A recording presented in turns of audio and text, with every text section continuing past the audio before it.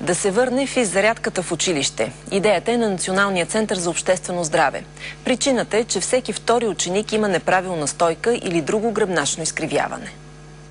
5 учебни часа преди обед и още 6 часа в училище след обед, така изглежда целодневния учебен ден за много от първокласниците в страната. Въпреки че имат по 1 час игри или танци, по-голямата част от деня децата са обездвижени. Те стоят неправилно на чина, те почти лежат на чиновете и така пишат. Затова не е изненада фактът, че всеки втори ученик има неправилна стойка или друг вид гръбначно изкривяване. Гръбчето трябва да е изправено. И тогава се отмерват и с 2 педи. Така, ето в това положение трябва да бъде разположена главата, нито наведена повече, нито по-малко.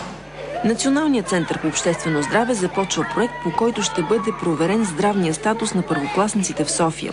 Ще бъде разработена и система от изправителни упражнения за най-малките ученици.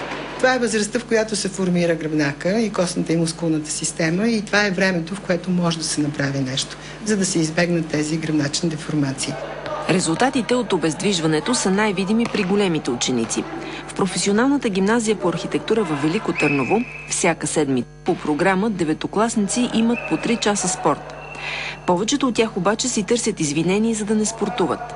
Учителят по физическо Иван Иванов казва, че дори да се въведе отново гимнастика преди часовете, резултат пак няма да има.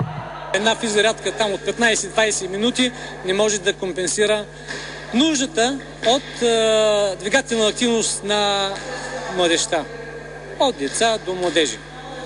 Те трябва да бъдат в някакви спортни мероприятия извън училище. Големите ученици приемат различно идеята за връщане на физзарядката. Хората се гласят за училище и ще се изпитят. Според мен не е удачно. Ще можем да се разсънем и ще сме по-концентрирани в часовете. И не е лошо за здравето, ама не знам дали е нужно.